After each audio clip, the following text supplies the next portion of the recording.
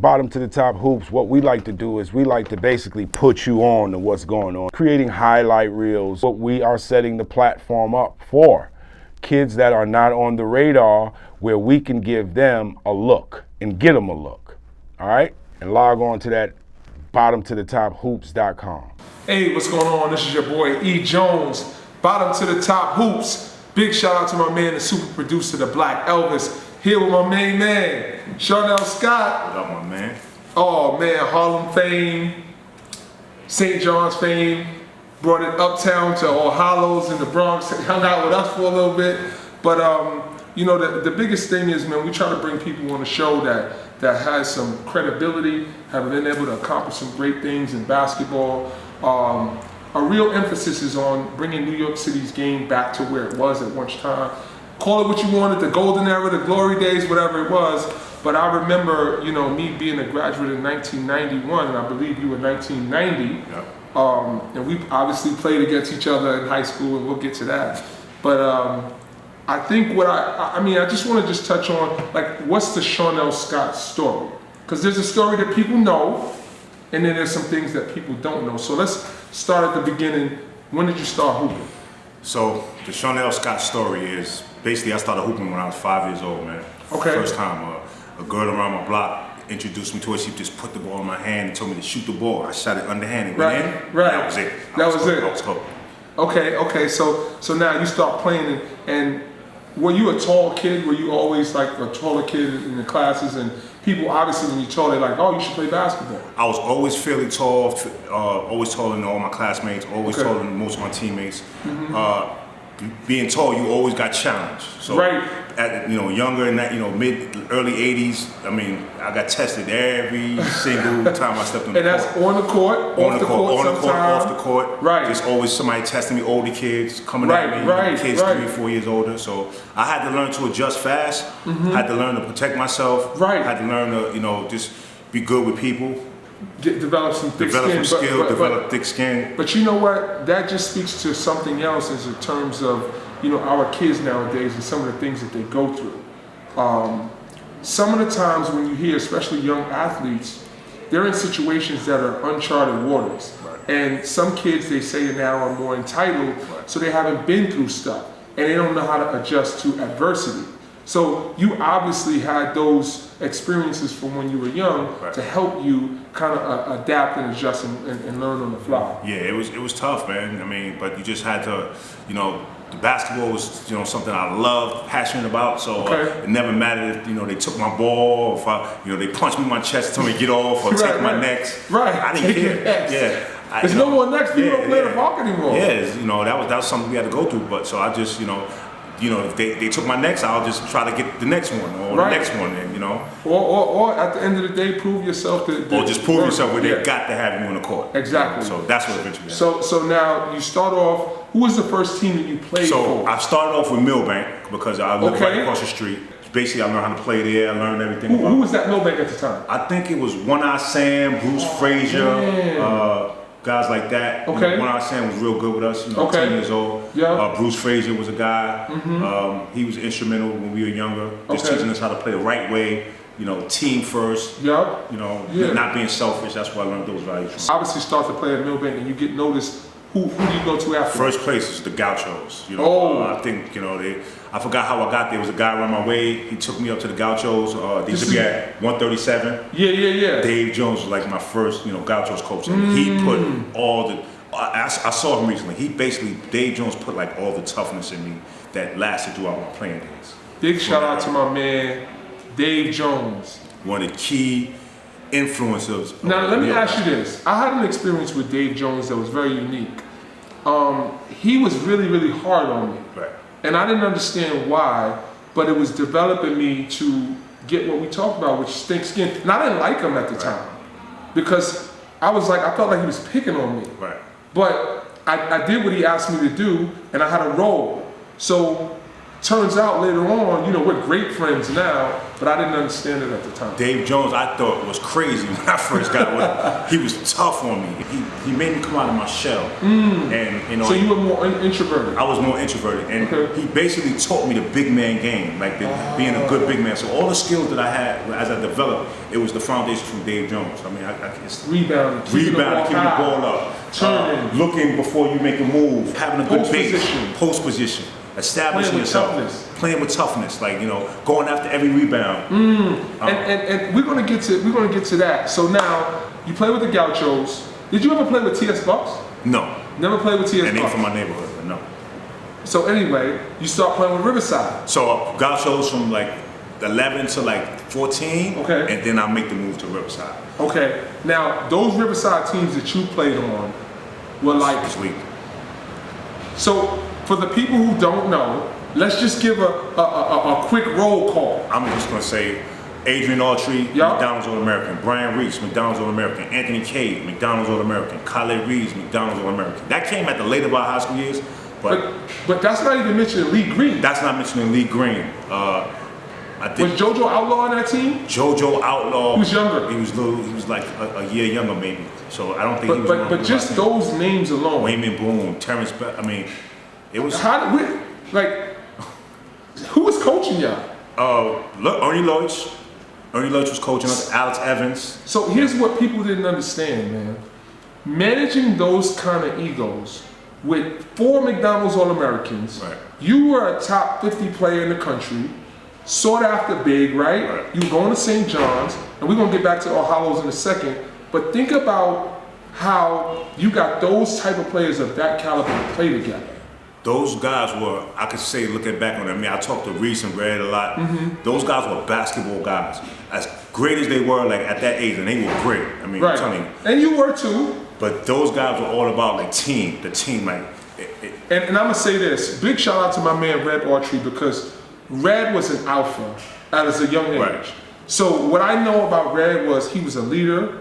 He understood how to play a point guard, and he was willing to be the one who was the front man. Yes. And everybody was willing to follow because he was a good leader. Led by example too. And Reese and Red, you know, obviously they went to school together. Khalid was just laid back. He was abstract. He was just a different kind of guy. You know what I mean? And then you got other guys like Ant Cade. Oh, so did I mention Ant Cade?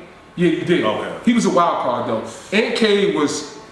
A lot of people don't know Ant Cade because obviously, you know, he could have went to Louisville, did all of that stuff, but in high school, he was really the second coming of Lloyd Daniels, if you ask me. And I agree with that, and I see similarities between Anthony Cade and Kevin Durant. Ooh! I'm just gonna be real. Anthony Cade is definitely, just in my opinion, one of the better high school players I've ever played with or ever seen. Shoot it, handle, 6'11". We was the same height. guard. We was the same height. He was playing a 2 guard.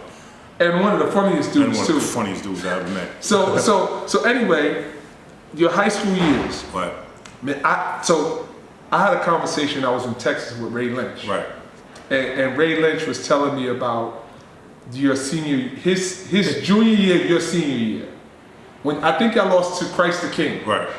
And he was saying, man, that team that y'all had, y'all was one of the top. That was his sophomore year. My junior year, we lost to Christ the King. We lost to. So it was your senior year, I believe, because it was my junior year, and I want to say it was Cookie, you, Arthur Anderson, Ray Lynch, and Dex Dunbar. Right. Was the starting 5. Yes. To me, pound for pound, y'all probably had the best starting 5 overall. Everybody stepped foot in a Division I school from that 5. Arthur Anderson, American University, Leonard Williams, Louisiana Tech, Dexter Dunbar Marist, myself, St. John's, and Ray Lynch and Bowling Green. And to me, I mean, obviously, you know, Talent Town was good. No, Talent Town was great. But I thought that pound for pound, balance, Ray was the defender, Cookie was the shooter, you was the big Arthur was the bro. He was just a you know what I mean? Really good basketball team. And Dex was the orchestrator. Yeah, Dex was the orchestrator. And Dex was excellent ever since he was like 12 years. So I go back to the same thing, right? Right. Mr. Carey's coaching. Right. How do you manage those personalities and the egos and all of those things? Kids to be able to say, put the team first. You're gonna get yours. Talk about 71 guys on your AAU. But I mean, everybody had an ego, but y'all won. Coach Carey at my high school, he was like a no-nonsense coach. Okay. If you didn't work hard, if you was any way out of line, your character was off, he would either sit you or he would cut you. And I seen him cut a 6'8" kid my junior year. It was a 6'8" kid that was really good. His name was Jermaine Sams. He played at Riverside. He cut him. I remember, man. He cut him.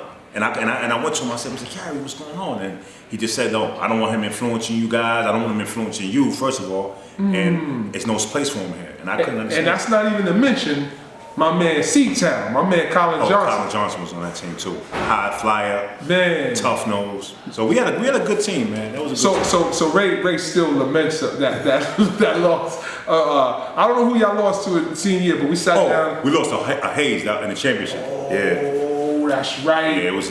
But Mash was different. Mash was a different type of guy, different type of player.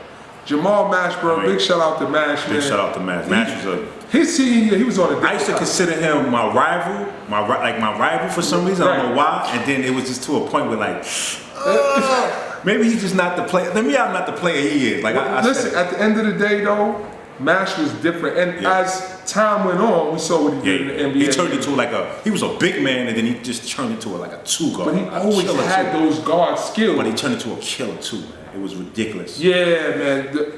We knew it though from young. He was always nice, but when they changed his body in Kentucky, that's what made him different. But this ain't Mash, though. Right? So anyway, you go to All Hallows, you have a great career. Why St. John's?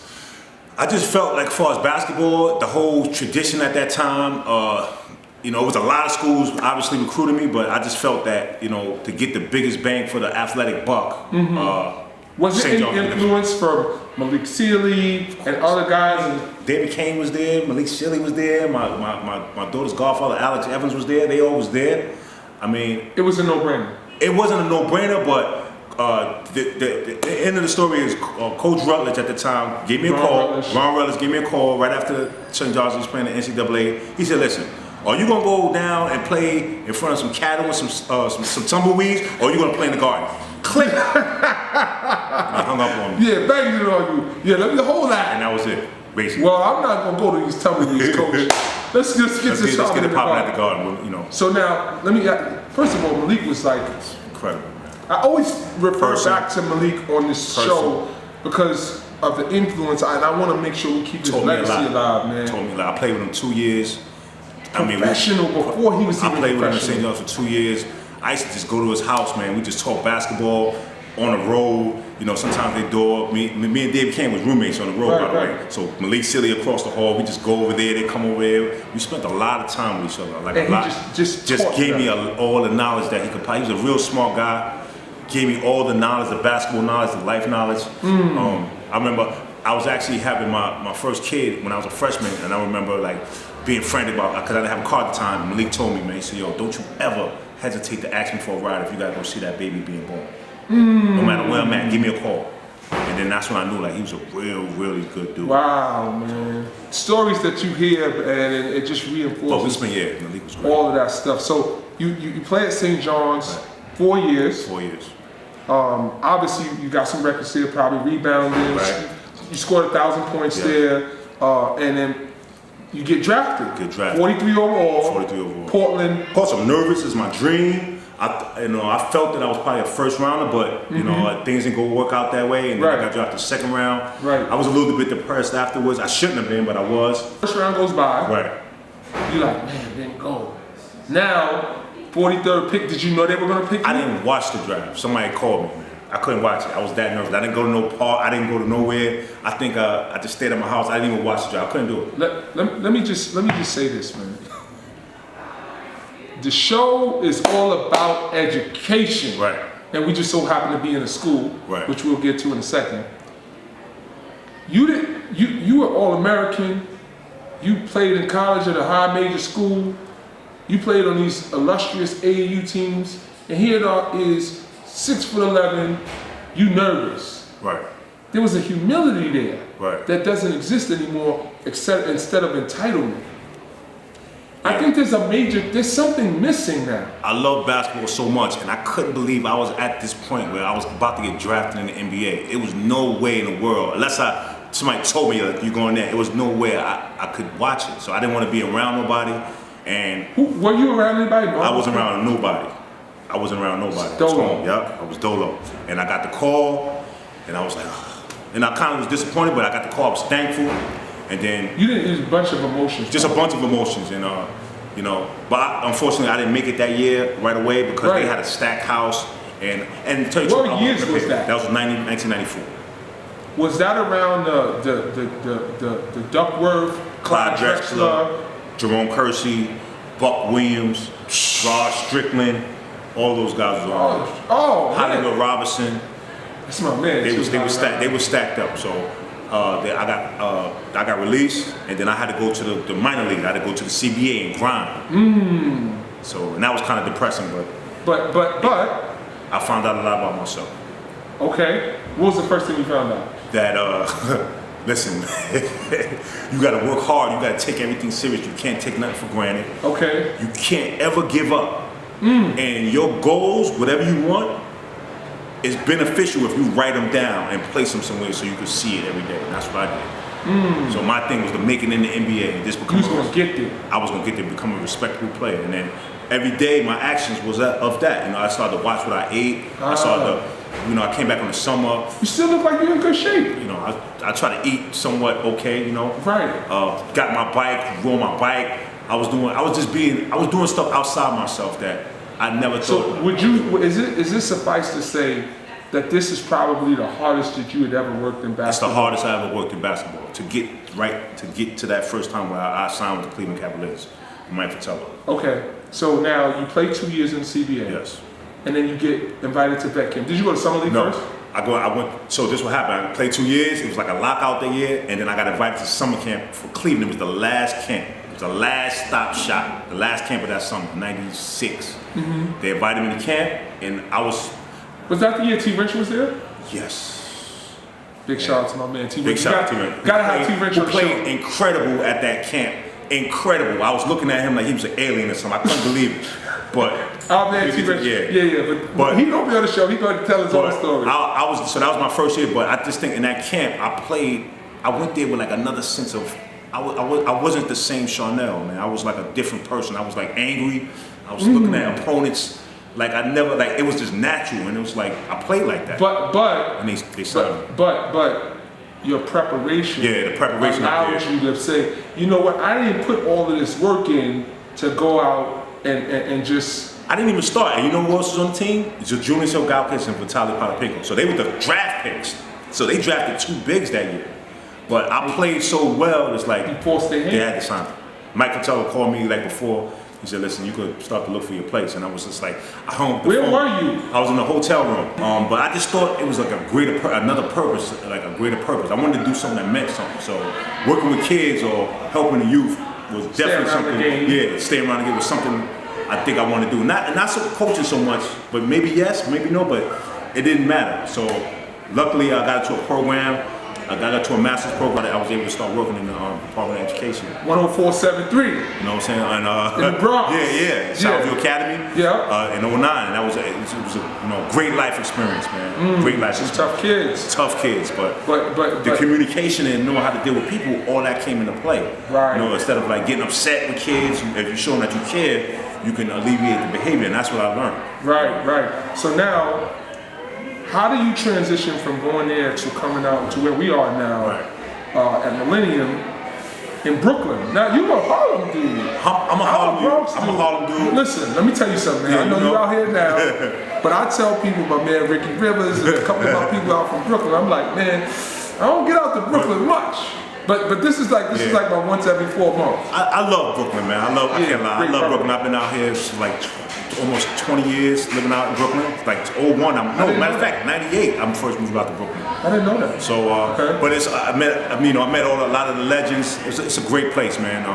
Coming to this school has just been a blessing, I can say. I mean, the work environment is just excellent. You got people who care about what they do. They got people who care about kids, and a lot of people with just no egos, and they willing to do whatever to work with each other to make things better for kids. So, and then you have an opportunity to become a head basketball coach. So that was just an icing on the cake to come in. To come here and bring all my athletic experience to try to teach some of these kids. And it's not just basketball. Yes, it is basketball, but you know, basketball, when you're teaching it, well, it teaches life skills too, and that's the biggest thing. So me and you have talks about this all the time. Of course, and then obviously, you know, your biggest accomplishment, you coaches the New York Dragons. I love that experience. Oh man! I brought my boy Coach Gunn. Gunn. You know what the pleasure was working with you guys. Like I found out that we were like kindred basketball spirits because our foundation of what we believe is like definitely in line. Like, you know, it was easy. I remember when you first told me, yo, listen, I just want to create opportunities for kids. And then I was like, yo, that's all you have to say. Cause then you won't take no shortcuts and you do your absolute best. And we know it wasn't an easy road. Yeah. But the one thing I'll say is some of those kids, man, that we had, when you look at Wahad, who's playing at Dominican, DeAndre just signed a full scholarship to go out to Colorado. So all of these kids that, you know, may have not taken the easy path, sometimes were hard-headed or didn't want to listen. And, you know, sometimes we banged our head against the wall and figured it out. But what we knew was we wanted to help, and we knew that at the end of the day, if we gave them a foundation and put them on a path, they would have opportunities. What you guys do at the Dragons, y'all make an impact on kids, man, and that's all you can, you know. You got these kids from these families in these neighborhoods, you know, a lot of them without basketball, it's a wrap. So you guys come along, or kids get introduced to you guys, and we all like the talent when we can get it, of course, height, jumping, side, but at the same time, like, you know, you guys like provide like opportunities to give kids hope. So even if they don't make it, they got their battery charged. And there's a network of people when basketball's over that you can still pick up the phone and say, Coach, I need a job. Coach, I need to put my resume together. Coach, I'm having some family problems. So, you know, for us, that's why it was a no-brainer to be able to have you as a part of it, because I knew that those were things that you stood for. Definitely. You know what I mean? So we're gonna have a little fun with it now. So in your many years of basketball, who was your favorite teammate? Everybody always has the same reaction. Like, all right. So here's mine, and he's number one. He's definitely number one. His name is David Kane. The director. I think in that year, 1993, I mean, he was on my team but this one year where he was able to showcase his talent and play, and I was able to play. His senior year. It was one of the best playing experiences that I've had all throughout. Let me tell you something, man. He saw visions before they happened. David Kane is one of the best stories because we knew he was Big Daddy Kane to us. Like in Stevenson and the Chos, like he was a little. I used to call him like a little monster, a little big man. He was like a little big man to me because. But for those years, you know, much respect to Jason Buchanan and all. No, they was cool. Jason, no disrespect. But what I'm saying is, Dave had to take a back seat. He took a back seat for 3 years. Until it was his time. For 3 years. But look, that goes to further my point. The first year doesn't go well for a kid, they out. Dave Kane sat for 3 as one of the guys in New York City. And I think about it today, like, let's say he would have redshirted and had 1 more year. That would have probably altered both of our lives. And he almost made it to the league in that 1 year. Another year, it would have altered both of our lives. Man, I saw Dave at All-Star Weekend, and we still got to get up. We were supposed to get him on the show. But the biggest thing is, when you got guys like that, that's a teachable point. And it's a good overall dude. That's one of the best dudes. Who's the best basketball player you ever played with? So the best basketball player I ever played with, I probably would say Tim Duncan. What was it about? I mean, Malik is up there too, but Tim Duncan. What was it? His approach. He used to try to kill in practice. Like, he didn't play no games. So wasn't a whole lot of talking? No games. Like, he talked. But it was no games. Like, he'll come to practice and like I could tell that he was ready. He'd be banging and stuff, and he'd be ready to go to work. Like, he would go to work.